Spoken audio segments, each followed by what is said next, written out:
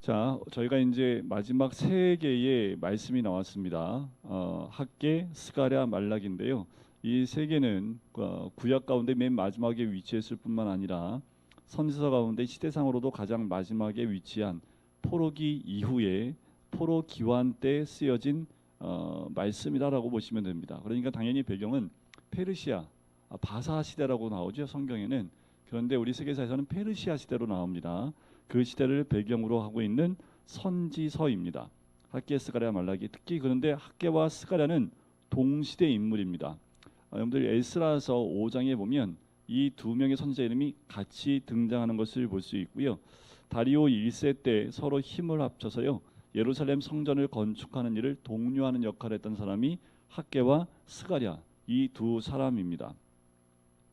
이 학개는 성전 건축을 강조하면서 성전 건축을 독려하는 스가랴와 함께 하기 때문에, 특별히 학개는 우리 교회를 건축할 때 많이 언급되어지고 설교되어지는 책 가운데 하나입니다. 너희 집만 짓냐?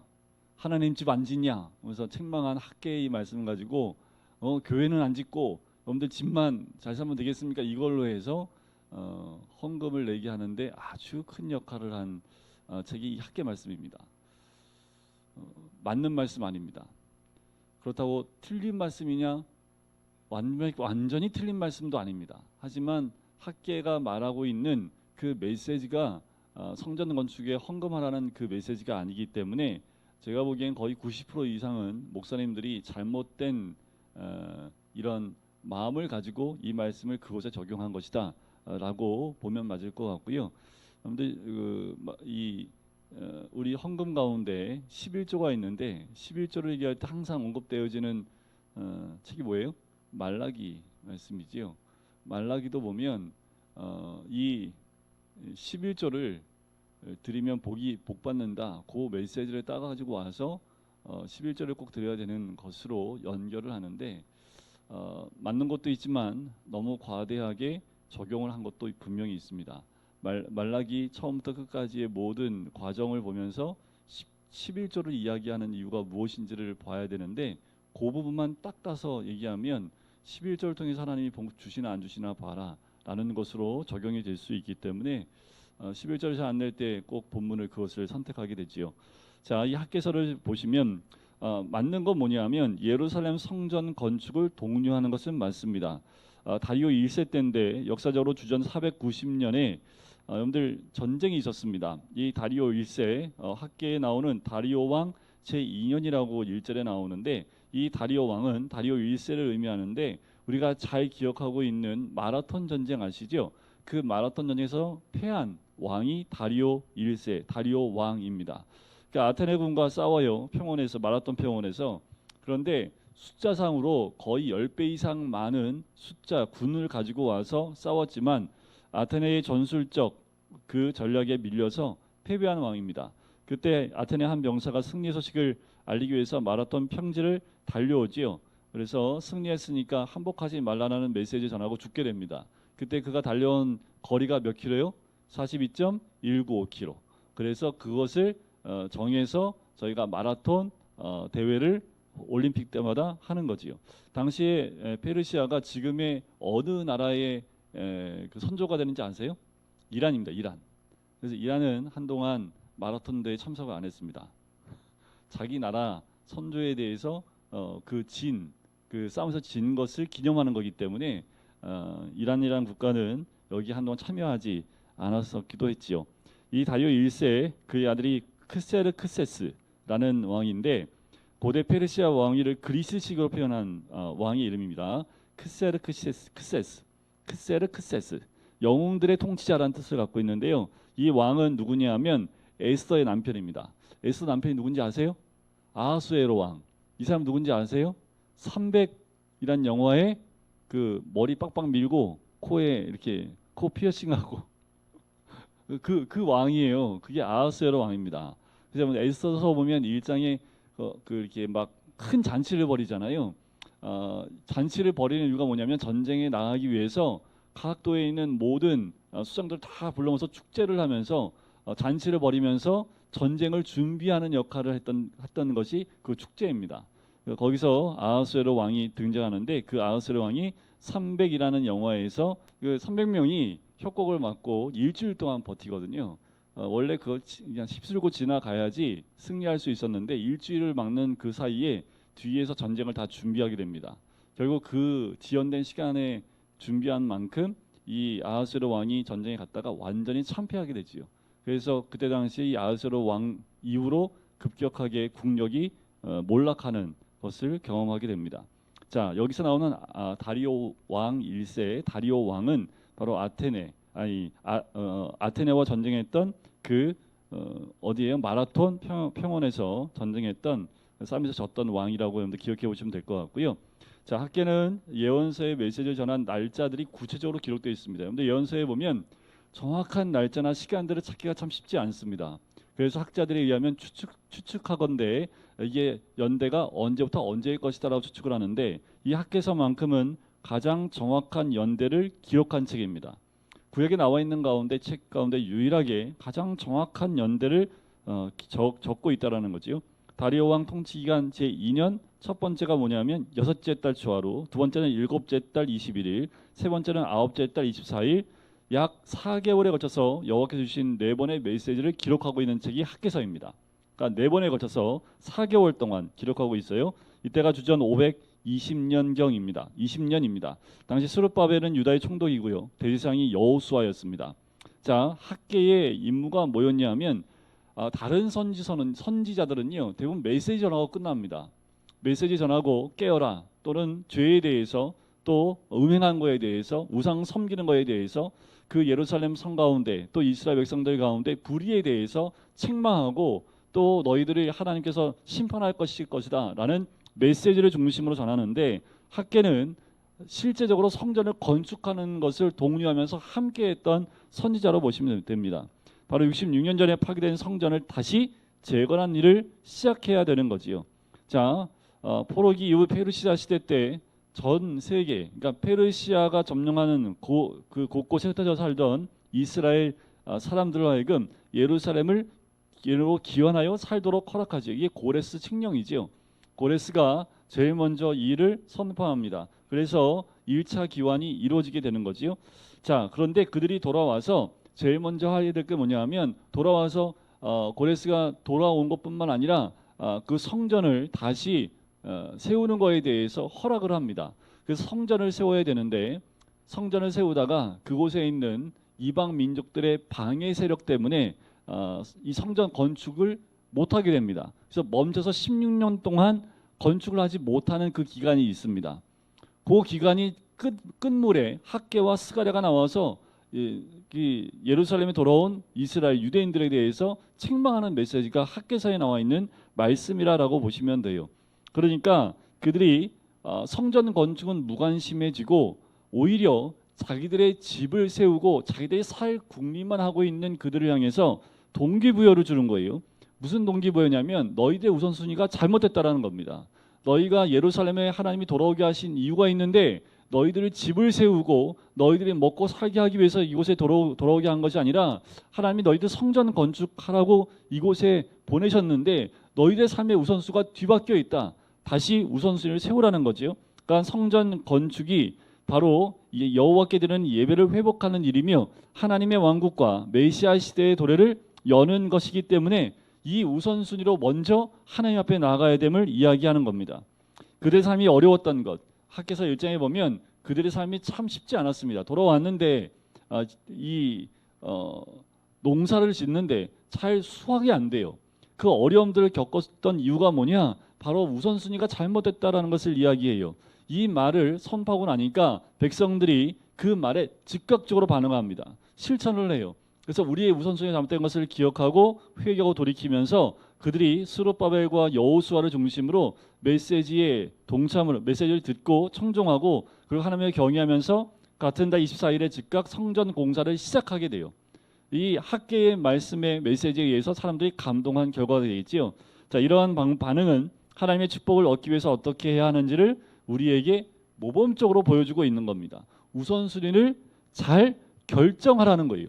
내 삶의 우선순위가 어디 있냐가 참 중요하다라는 겁니다.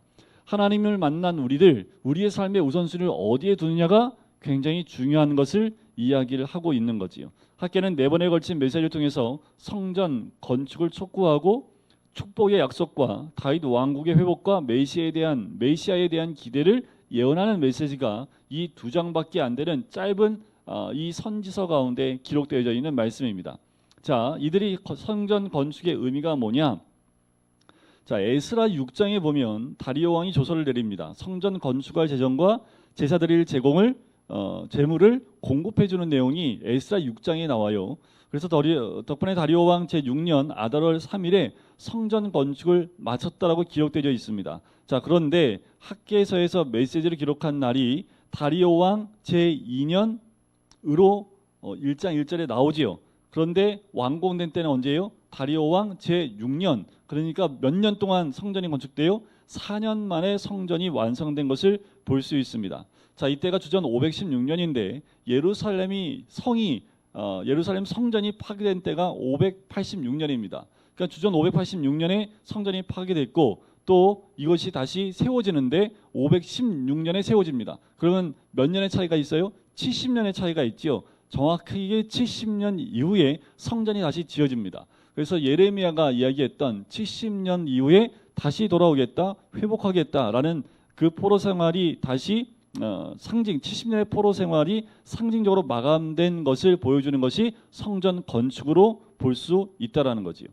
자, 학계라는 이름은요, 축제라는 이름의 뜻을 가지고 있습니다. 어쩌면 성전 건축하고 완공하고 난 다음에 축하하는 그 모습을 그 이름에서 우리는 볼 수 있지요. 자, 성전을 성막 말고요, 성전 제일 첫 번째 성전이 뭘까요? 솔로몬 성전입니다. 두 번째는요, 스룹바벨 성전이라고 합니다. 스룹바벨을 중심으로 성전을 지었기 때문에 스룹바벨 성전이라고 하고요. 그 이후에 세 번째 성전은 누구의 성전일까요? 신약 시대로 넘어오면 헤롯 성전이라고 부릅니다. 근데 다 파괴됐지요. 마지막 헤롯 성전도 로마에 의해서 AD 70년에 티투스 장군에 의해서 완전히 회파됩니다. 그래서 예루살렘 성전의 터가 뭔지도 발견할 수 없고요. 어쩌면 오늘 그 자리에 뭐가 세워져 있냐면 회교도의 3대 성지 중의 하나인 모하메드가 승천했다고 전승되어지는 황금돔이라고 불리는 바위사원이 지금 예루살렘에 세워져 있습니다. 그래서 예루살렘 시가지 사진을 위에서 보면 이 사원이 나와요. 근데 이게 황금돔이라 해서 돔이 황금색으로 되어 있습니다. 황금으로 되어 있지 않겠죠. 황금색 돔, 그러니까 황금돔이라고 하는데 바위사원이라고 해요. 참 그 자리, 어쩌면 그 자리가 진짜 하나님의 성전이 세워져 있는 자리일 수도 있겠지요. 그러면 학계가 외쳤던 성전 건축의 역사가 언제는 다시 재개되겠지요. 그럼 가서 사원 폭파시켜버리고 다시 져요? 어떻게 될지 몰라요. 제일 빠른 방법은 그곳에 있는 이슬람 사람들을 주께로 인도해서 그들이 회심하고 돌아와 그들로 하여금 그 성전을 하나님 성전으로 바꿔버리게 하는 것이 더 빠르지 않을까라는 생각을 해봅니다. 자, 이게 이제 학계서에 나와 있는 말씀의 전체적인 메시지입니다. 자, 이 책은 학계의 선지자가 예루살렘 사람들에게 몇 개월에 걸쳐서 전한 말씀이라고요? 4개월이요. 4개월 동안 전한 말씀인데 총 4부분으로 나눠서 볼 수가 있습니다. 자, 1장 한 장 자체가 백성들을 잘못을 질책하는 것이 나와요. 자, 서두에 백성들의 잘못된 우선순위를 지적합니다. 그래서 1절에 보면 다리오 왕 제2년 6째 달 곧 그 달 초하루에 정확하게 달과 일까지 나오지요. 여호와의 말씀이 학계에게 임합니다. 그래서 유다 총독 스룹바벨과 여호사닥의 아들 제사장 여호수아에게 임하게 되지요. 그래서 2절에 보면 만군의 여호와가 이같이 말하여 이르노라 이 백성이 말하기를 여호와의 전을 건축할 시기가 이르지 아니하였다 하느니라. 자, 왜요? 막 성전을 건축하려고 하려고 하는데 주위에 방해가 너무 많고 또 그것을 참소해서 이 페르시아 왕에게까지 참소하는 일이 벌어지게 되지요. 그래서 짓지 못하게 막아요. 그래서 이들이 생각하기에는 시기가 아직 이르지 않았다라고 생각을 하고 어떻게 해요? 그들이 그것을 멈추고 대신에 4절에 보세요. 이 성전이 황폐하였거늘 너희가 이때에 판벽한 집에 거주하는 것이 옳으냐라고 이야기하는 거예요. 너희의 우선순위가 바뀌었다. 지금 성전이 그렇게 황폐해 있는데 어떻게 너희의 판벽한 집만 세우고 있느냐? 집 세운 거 너희 잘못이야 라는 것보다 그들의 삶의 중심이 성전이어야 되는데 성전이 그렇게 내버려졌는데도 너희들의 삶 가운데 그 성전 중심으로 돌아가지 않고 성전은 폐허된 대로 그냥 놔둬버리고 너희들 삶만 살고 있느냐? 그 결과가 어떠냐라는 거예요. 결과를 보세요. 6절 너희가 많이 뿌릴지라도 수확이 적으며 먹을지라도 배부르지 못하며 마실지라도 흡족하지 못하며 입어도 따뜻하지 못하며 일꾼이 삭슬 받아도 그것을 구멍 뚫린 전대에 넣음이 되느니라. 자, 하나님의 전이 이렇게 회표되어 있습니다. 그런데 그것에 관심을 갖지 않고 각자 집만 잘 짓고 자신이 잘 먹고 잘 살기 위해서 그쪽에 포커스가 가 있으니까 너희들이 하는 모든 일들이 잘 되느냐? 안 됐다라는 거예요. 잘 일이 안 풀려요. 안 돼요. 그러면 하나님께서 뭘 원하는지 돌이켜야 되는데 돌이키지 않으니까 학계 선지자가 나와서 얘기하는 거예요. 너희들 일이 잘 됐냐? 너희 집 세우고 잘 먹고 잘 살려고 했는데 잘 되더냐? 안 되지 않느냐라는 거예요. 성전이 저렇게 황폐해 있는데 너희들 그곳에 집중하고 있으면 되겠냐? 7절 너희는 자기의 행위를 살필지니라 라고 얘기하지요. 8절 너희는 산에 올라가서 나무를 가져다가 성전을 건축하라. 성전 건축하라는 거예요. 그리하면 내가 그것으로 말미암아 기뻐하고 또 영광을 얻으리라.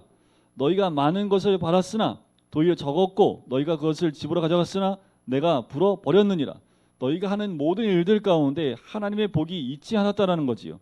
9절 끝에 보면 내 집은 황폐였을 때 너희는 각각 자기의 집을 짓기 위하여 빨랐음이라 라고 얘기하는 거지요. 하나님이 원하시는 것이 무엇인지에 대해서 이들이 관심이 떠났다라는 겁니다.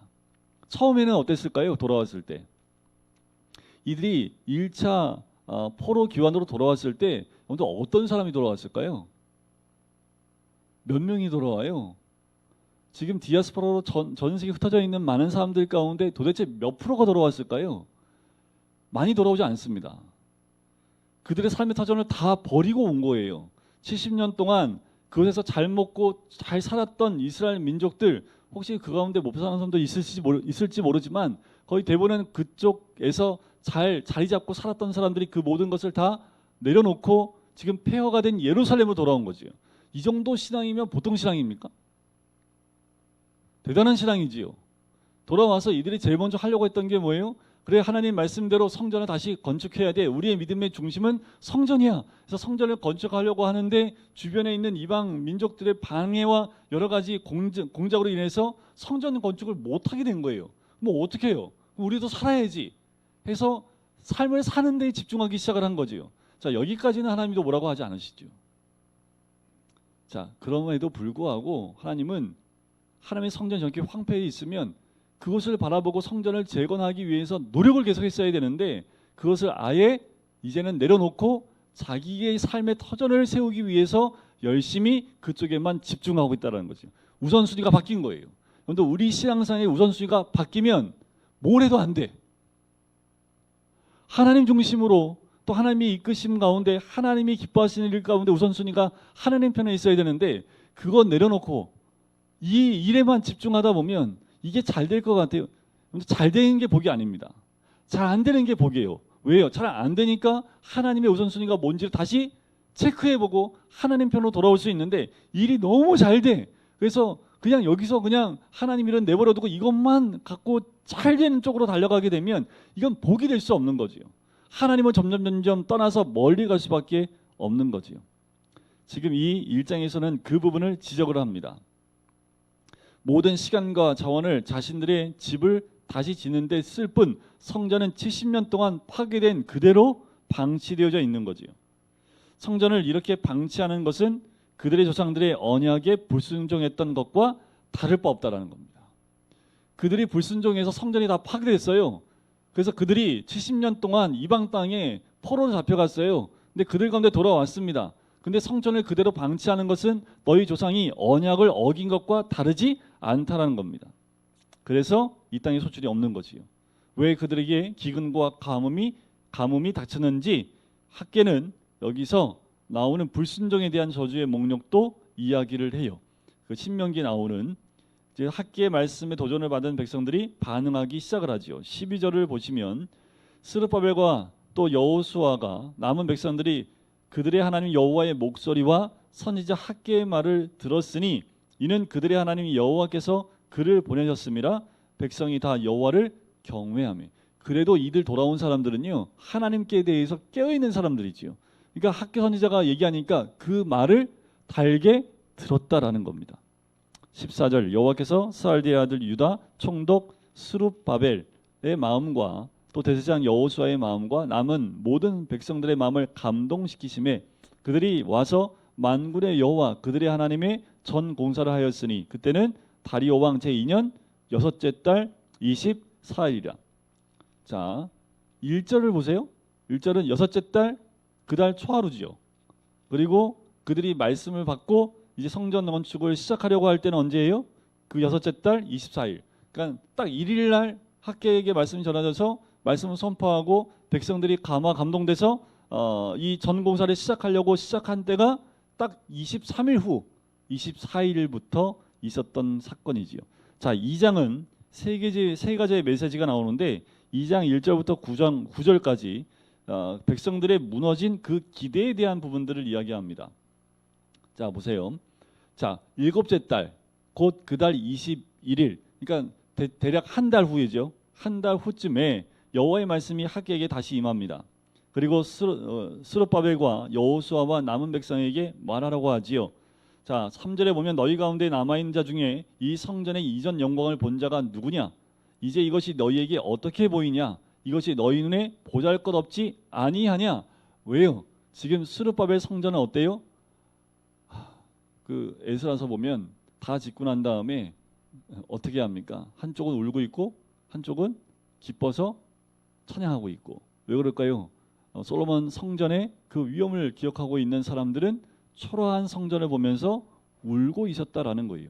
자, 학계는 백성들이 겪고 있던 무너져버린 기대에 관해서 이야기하고 있는 거예요. 정말 극히 평범한 성전을 지은 거지요. 500여 년 전에 지었던 솔로몬 성전의 영광에 비할 수도 없었다라는 거예요. 새 성전을 완공하기에 백성들의 사기가 떨어질 수밖에 없지요. 성전을 건축을 거의 해가고 있는데 울고 있으면 사기가 떨어지잖아요. 그러자 학계는 그들에게 이 성전의 의미가 뭔지, 미래의 하나님 나라와 이 성전에 대한 위대한 예언적 약속을 상기시켜 줍니다. 자, 4절에 보면 네 번째 줄에 보면 이렇게 나와요. 이 땅 모든 백성아 스스로 굳세게 하여 일할지어다 내가 너희와 함께하노라 라는 거지요. 사기가 많이 떨어져 있는 그들에게 이 성전 건축할 때에 하나님이 너희와 함께하겠다라는 거죠. 5절에 보면 너희가 애굽에서 나올 때에 내가 너희와 언약한 말과 나의 영이 계속하여 너희 가운데 머물러 있나니 너희는 두려워하지 말지어다. 계속 학계가 격려하면서 그들을 계속해서 독려하고 있는 모습을 봐요. 7절 보세요. 또한 모든 나라를 진동시킬 것이며 모든 나라의 보배가 이르리니 내가 이 성전의 영광이 충만하게 하리라. 만군의 여호와의 말이. 눈에 보이는 것 가지고 너희들이 보지 말라는 거예요. 뭘 보라는 겁니까? 하나님의 영광이 임할 것이고 그곳이 얼마나 보배로운 곳이 될지, 성전의 영광이 충만하게 될 것을 너희가 보게 될 것이다. 그런데 8절에 보면 은도 내 것이요 금도 내 것이라 만군의 여호와의 말이니라. 이게 무슨 말이냐면요, 내가 금과 은을 요구하지 않는 이유는 둘 다 내 것이기 때문이다. 그래서 성전에 금박을 씌운다고 내가 좋아하지 않는다라는 거예요. 백한목으로 이 성전을 짓지 않았다고 내가 그 성전을 좋아하지 않는다라고 얘기하지 않는다라는 거예요. 더 좋게 짓겠다라는 이유로 하나님 말씀을 거역하는 것이 아니라 지금 있는 상황 속에서 최선을 다해서 하나님 말씀을 이루는 것이 내가 원하는 것이라는 거예요. 솔로몬의 이전 성전처럼 금박을 입히고 백한목 같은 아주 좋은 원목을 써가지고 화려한 그 성전을 짓는 것을 원하는 것이 아니라 현실에 있는 내가 할 수 있는 최선을 다해서 짓는 것이 내가 원하는 성전이지, 보기 좋게 짓는 성전이 내가 원하는 성전이 아니라는 거예요. 각자마다 우리의 삶의 터전이 다 다르지요. 각자마다 우리가 위치하고 있는 모습이 다 다릅니다. 근데 그때에도 내가 내 삶 가운데 할 수 있는 최선의 성전을 짓는다면 그것이 하나님의 기쁨으로 받는 성전이라는 거예요. 헌금에 대해서 우리가 많이 얘기할 때 헌금, 바로 예수님이 2 렙돈 드렸던 과부의 이야기를 하시죠. 그가 갖고 있었던 모든 전 재산을 다 하나님께 드렸다라고 말씀하잖아요. 그러니까 이 예물에 대한 부분을 얘기할 때에도 현실 나에게 있었을 때 내가 할 수 있는 최선을 다하는 게 중요한 거지 얼마를 했느냐가 중요한 게 아니라는 거예요. 그러니까 이 성전도 마찬가지지요. 금도 내 거고 은도 내 거고 백향문 나무도 다 내 거야. 그런데 내가 그걸 원하는 것이 아니라 너희들이 할 수 있는 최선을 다해서 짓는 그 성전을 내가 원한다라고 말씀하고 있는 거지요.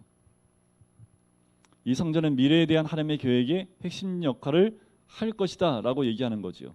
학개는 백성들에게 상황은 실망스러울지라도 희망을 품고 일하자고 촉구하고 있는 겁니다. 자, 10절부터 19절까지는 언약에 신실할 것을 당부해요. 언약을 붙들라는 거지요. 자, 그로부터 2달 후입니다. 자, 10절에 보면 다리오 왕 제2년 9째 달이죠. 그러니까 2달 후입니다.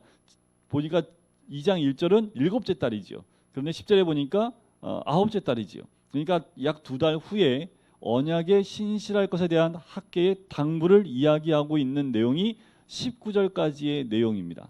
자, 제사장들과 의식적 정결에 대한 대화를 나눠요. 레위기에 나오는 주요 개념 가운데 시체를 만지면 부정해지지요. 죽음으로 인해 더럽혀진다는 것, 그래서 음식을 만지면 음식도 부정하다라는 것, 그 내용들을 이야기합니다. 레위인들은 이걸 잘 알지요. 그렇다라고 대답을 하지요. 그는 이것이 바로 그들의 손으로 성전을 재건하는 이스라엘 백성의 모습이다라고 이야기하고 있는 거예요. 자, 그들은 이것이 바로 그들의 손으로 짓는 재건하는 모습인데 만일 지금의 세대가 겸손하여 불의와 무관심에서 돌이키지 않는다면 다 부정해질 수밖에 없다라고 얘기하는 거예요. 자, 15절에 보면 이제 원하건대 너희는 오늘부터 이전 곧 여호와의 전에 돌이 돌 위에 놓이지 아니하였던 때를 기억하라. 그때의 20고루 곡식 더미에 이른즉 10고루뿐이었고 포도주 틀에 50고루를 기르러 이른즉 20고루뿐이었느니라. 18절 너희는 오늘 이전을 기억하라. 9째 달 24일 곧 여호와의 성전 지대를 쌓던 날부터 기억하여 보라. 얼마나 복이 너희들 가운데 임했는지를 보라. 그것이 19절 곡식 종자가 아직도 창고에 있느냐? 포도나무, 무화과나무, 석류나무, 감람나무의 열매를 맺지 못하였느니라. 그러나 오늘부터는 내가 너희에게 복을 주겠다라는 거지요. 언약을 붙들고 나가면 하나님이 그 언약 가운데 하나님이 함께 하시겠다라는 거예요. 학개는 진정한 회개와 언약에 대한 성실이 있어야만 그들의 노력을 통해 하나님 나라와 복이 임할 것이다라고 토전을 하고 있는 거예요. 이렇게 적용하시면 안 돼요. 그러니까 목사님들도 이런 적용을 하지요. 그러니까 성전을 잘 져야지 하나님 복 주신다고. 그러니까 성전을 잘 지으려면 헌금을 많이 내야 된다고.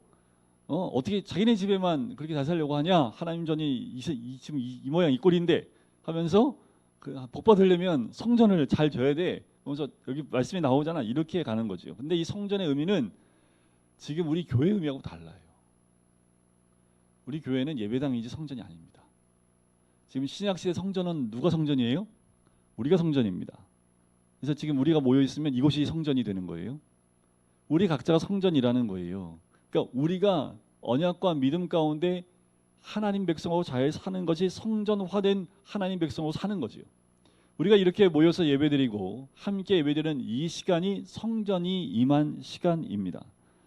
온전한 성전으로 우리가 신실하게 하나님 말씀 그리고 내 안에 있는 죄를 회개하고 또 이전까지 하지 못했던 것을 돌이켜서 주님께 돌아오고 언약과 말씀대로 신실하게 살아가려 노력하는 것, 그래서 하나님 나라와 복이 그럴 때 임한다라는 것이 10절부터 19절까지에 나와 있는 말씀입니다. 그런 의미에서 이스라엘 미래는 그들의 손에 놓여 있지요. 여러분들 우리 금강교회의 미래는 누구 손에 있어요? 여기에 앉아 계신 여러분 손에 있는 겁니다. 아멘 하실 줄 알았더니 지금 여기에 있는 성전을 건축하는 이들의 현실, 지금 초라하지만 그 성전을 짓고 있는 하나님 말씀에 의해서 짓고 있는 이들 때문에 이스라엘 미래가 결정되기 때문에 이스라엘의 미래가 당신들한테 있다라는 거예요. 여러분들 매번 예배에 나올 때마다 여러분들 한 명 한 명으로 인해서 금광교회의 미래가 결정이 됩니다. 내가 지금 이곳에 왜 나와 있냐? 진짜 하나님을 섬기는 마음으로 나와 있느냐? 그냥 나와 있느냐? 이런 것도 있죠. 안 나온 사람보다 낫지요. 예배 안 드린 사람보다 낫지요. 근데 거기에 기준을 두면 안 돼요. 여기 나와 계신 분, 또 이 시간에 온라인으로 이 성경 공부를 함께하는 분들은 기준을 이것을 아예 안 나오시는 분들한테 기준을 두는 게 아니라 지금 우리 하나님도 성전을 건축하고 있는 사람들한테 얘기하는 거지, 성전에 관심 없고 페르시아에 흩어져 있는 돌아오지 않은 그 많은 사람들을 기준으로 두고 있는 게 아니죠. 그렇다면 이미 이곳에 나와서 성전을 건축하고 있는 이들, 너희들이 어떠한 자세와 어떠한 모습으로 주님께 나오냐에 따라서 이스라엘 미래가 결정된다라는 거죠. 그러니까 이곳에 나와 있는 우리들이 어떤 모습으로 하나님께 서 있느냐가 금광교회의 미래가 결정된다라는 겁니다. 그러니까 여러분들 한 분 한 분이 얼마나 중요한지 정신을 차리셔야 됩니다. 나 한 명 때문에 우리 교회가 달라질 수 있다라는 거죠. 하나님은 그분의 백성이 신실할 것을 갈망을 하세요. 그들의 순종은 하나님의 복과 성공으로, 불순종은 파멸로 이어지게 된다라는 거지.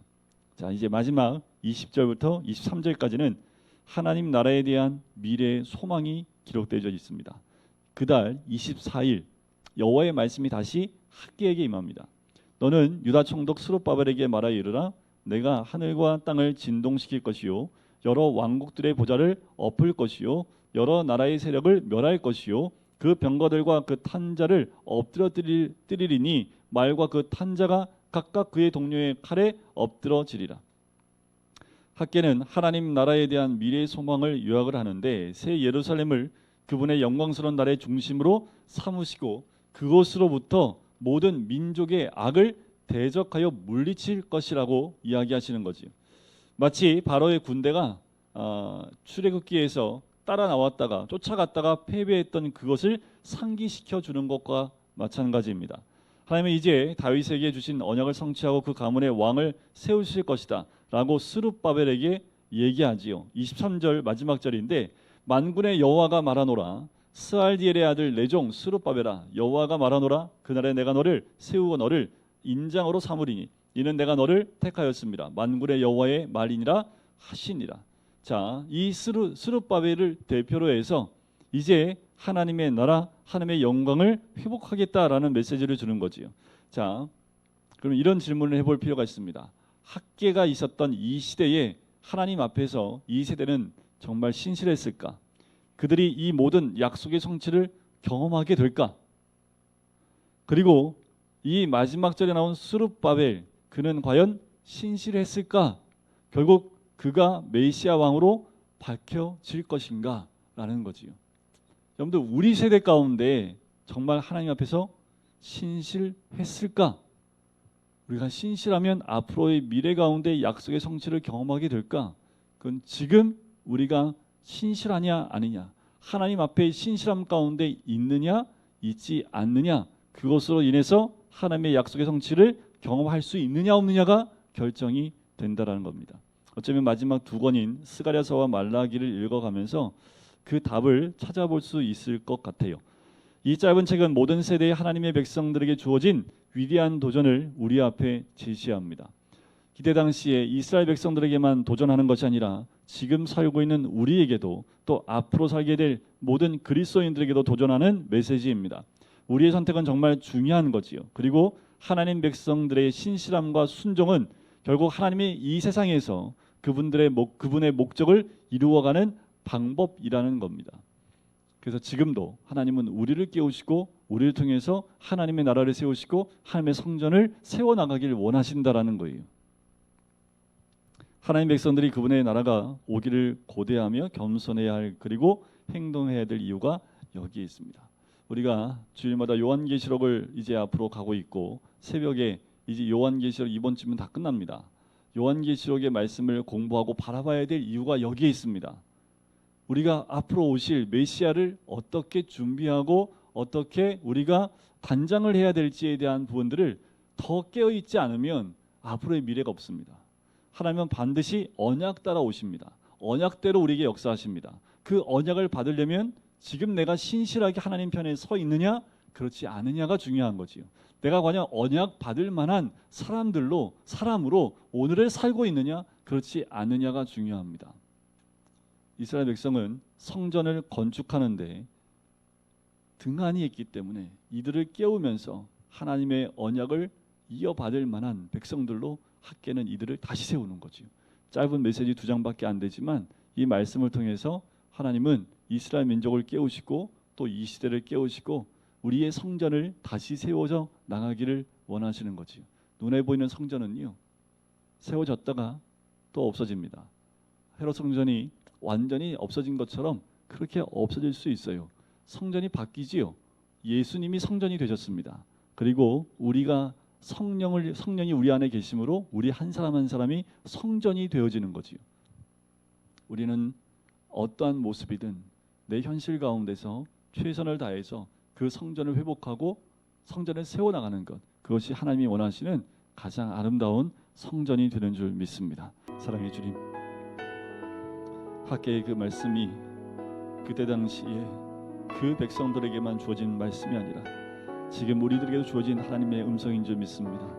우리의 삶의 우선순위를 다시 바로잡게 인도해 주시옵시고, 아버지 하나님, 누구에게 보이는 성전이 아니라 내 현재 있는 그 처지에서 최선을 다하여 하나님을 신뢰하고 믿고 또 성전을 세워 나갈 때에 주님은 그 성전을 기쁘게 받으시고 그 성전을 통해서 이루실 큰 하나님의 영광이 있음을 우리에게 보여주셨사오니, 아버지 하나님, 우리가 하나님을 온전히 신뢰함과 그 언약을 붙들고 나감을 통해서 하나님 우리를 통해서 금광교회의 미래도 아버지 하나님 주님께 내어드리게 되어지고, 또한 그 미래가 주의 복과 하나님의 나라로 충만하게 역사되게 될 줄 믿습니다.